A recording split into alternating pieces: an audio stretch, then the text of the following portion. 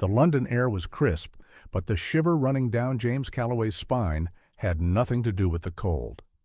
As a royal guard outside Buckingham Palace, he had trained himself to ignore the world, distractions, tourists, even time itself. But tonight, something was off. Someone was watching him. At first, he dismissed it. People always tried to break his composure, but this wasn't that. This was different. A hooded figure stood in the distance, silent, unmoving, watching. Hours passed. The figure remained, never shifting, never looking away. Then his shift ended. As James stepped away from the palace gates, the unease didn't fade. It grew. Footsteps. Someone was following him.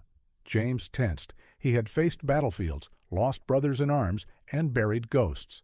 But this? This was something else entirely. He turned a corner, then stopped abruptly. The shadowed figure nearly collided with him. For the first time, James saw the man's face, a jagged scar cut across his cheek.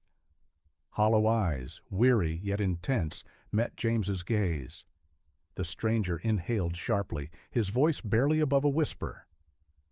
"I finally found you." James's breath hitched. "Who are you?" The man reached into his pocket. Slowly, carefully. He pulled out something small, a rusted military tag. James's heartbeat stopped. It was his, the one he had lost years ago. The stranger's voice cracked.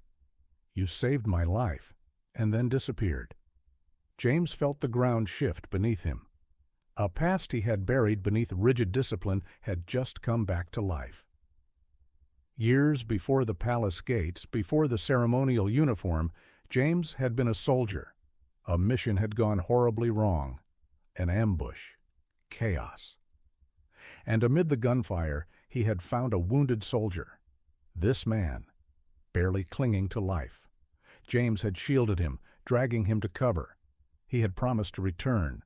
But when reinforcements came, James was pulled back, ordered to retreat. When he returned the next day, the soldier was gone. No records, no trace. Just his own lost tag left behind.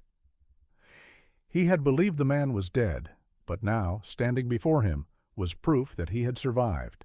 His name was Nathan Hale, and James's sacrifice had cost him everything. "I waited," Nathan whispered, his voice shaking. "But no one came." James swallowed hard. "I thought you were gone." Nathan nodded slowly. "I almost was. But civilians found me.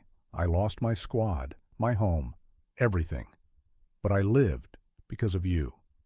He held out the military tag. This was all I had left from that night. The weight of it pressed against James's chest. Guilt, regret, questions he had carried for years. And then Nathan smiled. "I spent years searching for you," he said. "Because of you, I didn't give up. I rebuilt my life. I help others now, soldiers who were lost, like I was."